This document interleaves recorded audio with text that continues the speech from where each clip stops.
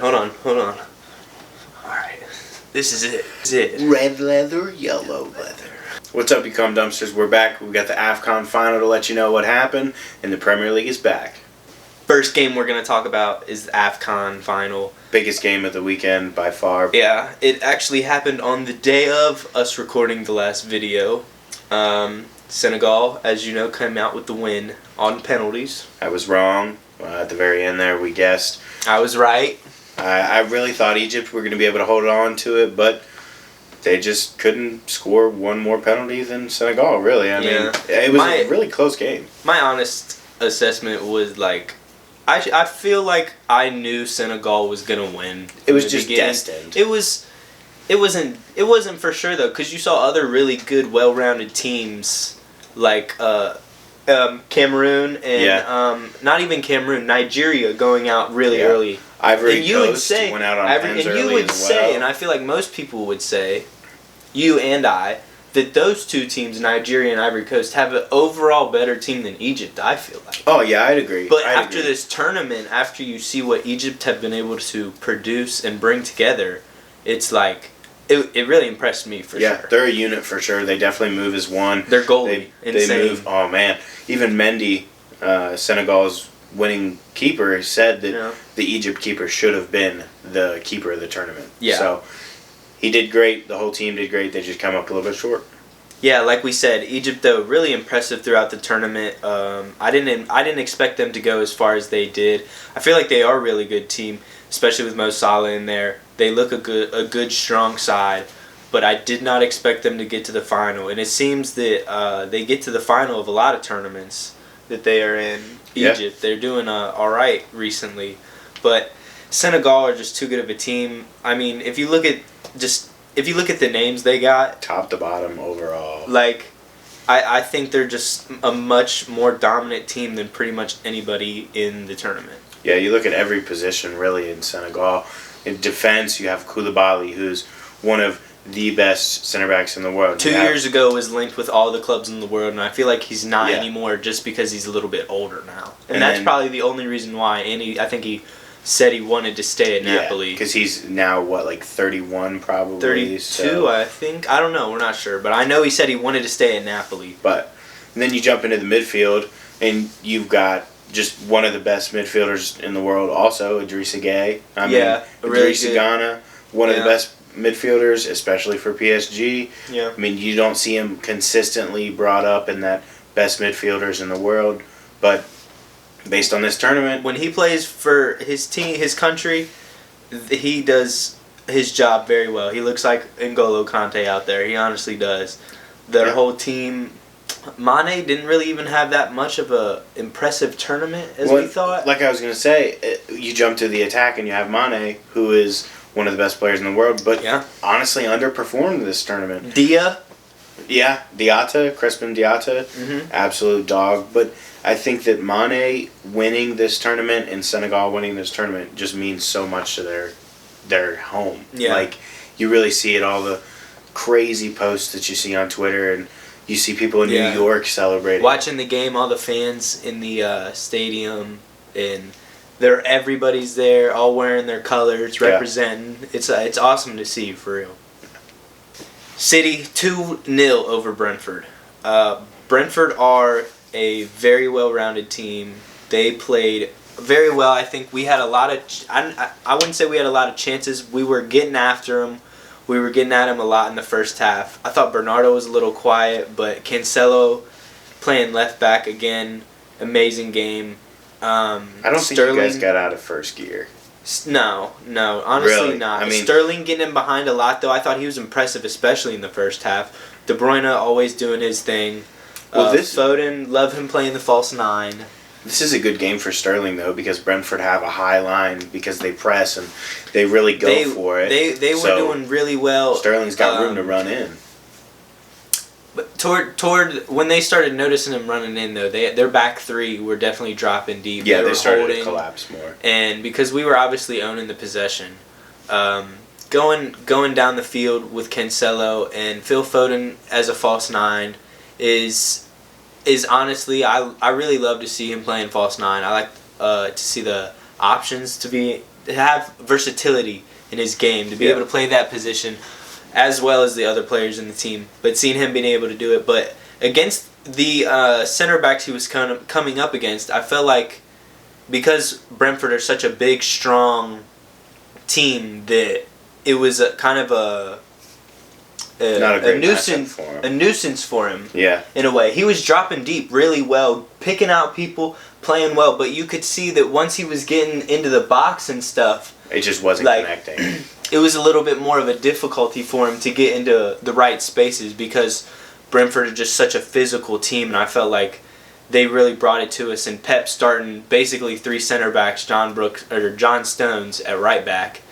I thought it was interesting that he didn't start Laporte at left back and Cancelo at right back, considering he is still right foot. He's right-footed, and that's his natural position. But I mean, it wasn't surprising to see, I guess, with the way we've been playing. And Kyle Walker on the bench, I was a little surprised. I like seeing Kyle Walker play. I still think he's just Kyle Walker. Bee's knees. Yeah, literally. But Kevin De Bruyne, the second goal was kind of a free goal. Brentford's keeper is absolutely terrible at distribution. All the first half. He struggled. All the first half, he's kicking it back to us. That makes me so upset. Like that makes me so upset. And I know Dave has some Dave issues has a with problem with that. But his distribution, oh my goodness, it was so horrendous that every time he kicked the ball, it was either out of play or to us. And then in the second half, he's waddling on the ball a little bit too long, makes a bad mistake, and he paid for it. I think Sterling grabbed it and then he gave it right off to De Bruyne, or maybe De Bruyne got to it first. I can't remember, but it was basically De Bruyne in an open net because of a bad chance, and he slotted it home. And 2-0 up. Brentford, though, they play a good game. They really do. You can tell they were trying. You could tell they're a really tough team. Without Ivan Toney, he's their star player. Without him, especially, because he's their best goal scoring threat at least. Their best chance was Henry getting in behind. Again, I wanted to address John Stones at right back. As much as I love John Stones, he's not a right back. And all he does for the team, he's not a right back, one, but also, like we've said before on this channel, John Stones has a mistake or two. He's got limitations. Sometimes he can put in a shift. He really can. He really will put in a whole shift, a solid performance, and then it'd be just one time that he's just caught slipping. And it was, again, an occasion where Henry got in behind and Ederson come up with the save. But overall, good performance. 2-0 against Brentford. We take it. 1-1 United, though. Dropped 2 points. Really, really disappointing performance once again this week. Missed chances. Same old story. VAR. Fucking terrible defending. Yeah. Maguire sucks. It's the same old every day. You guys see me bitch and complain every fucking week. I'm tired. I just want to win a fucking game. I want to get through. I want to have top 4. They were gypped on that one. I ain't gonna lie. Just looking at it from a football fan perspective, they were gypped. They had it was, they should have put away more chances. You could say that they should have made better opportunities for themselves to win the game anyway. But once with again, one of the disallowed goals, it was Maguire getting called for a foul. This is a time where Maguire, I don't think, fucked up. I think what's he supposed to do? Just fucking evaporate? Like, I don't, like, yeah.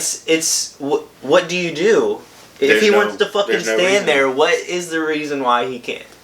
And Varane heads the ball in. Would that have been his first United goal? He doesn't have one? No. Okay, he's still waiting on his first United goal. It would have been his first goal since 2019. Yeah, but I gotta give props to Maguire. A little bit of love to Maguire on that one. But other than that, he is fucking terrible. He was absolutely terrible. He made 2 huge mistakes. One cost us a goal. The other one almost cost us a goal. I mean, Yeah. his positioning sometimes is fucking dreadful.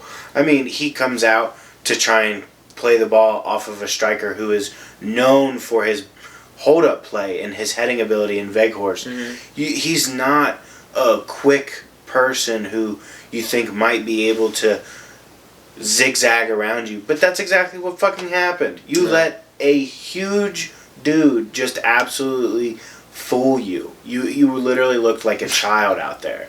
And then coming back, you went wrong side of the goal scorer to let the goal in. And Dave has to come out to try and cover that ground. But Dave he's again not making Ederson. saves. He's not fucking Allison. He doesn't come out for those. He's a really good shot stopper, but he cannot distribute. He does not come for the ball. He is not aggressive on corners whatsoever.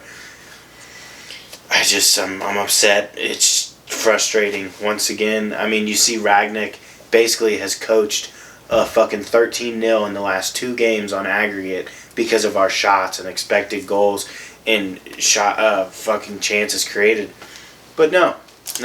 Well, a loss and a draw. So maybe next week we'll. Let's talk about. Let me ask you before we go. Maguire, I know we've talked shit about him all the time. He's shit selling. Something had to have happened. There's no way. Hold on. What I'm saying is, there's no way. Maguire really was a top quality center back. City wanted him. I wanted him. I really did. I thought he was fucking the shit at Leicester. And even the start of United, he was pretty impressive. He's pretty dang good. What happened? Like, it's not like his head is gone. It's gotta be something with the pressure of these players. I feel like these players are under so much pressure. Rashford, Maguire. I feel like Rashford's starting to feel some pressure, and that's why he's underperforming. Yeah. Maguire's been feeling pressure, so he's got a few mistakes in him. His head's not right. Like, a lot of these players, I feel like, are under. Pogba maybe. He had a good performance. Pogba had a good performance. Shout out, a goal. Fucking good goal. Way to take it. Good performance from him. Again, Middlesbrough, we saw he played well against them. Yeah. But just sometimes the chances that we just miss and just let go are fucking horrible. And we paid for it again. 1-1 draw. I don't take it. That is it. Talked about the AFCON final, our teams. We'll talk about the other teams next week. Some big Premier League's back, big games coming up. Champions League's back here soon, I believe. Champions League back in 2 weeks. So look forward to that too. And yeah.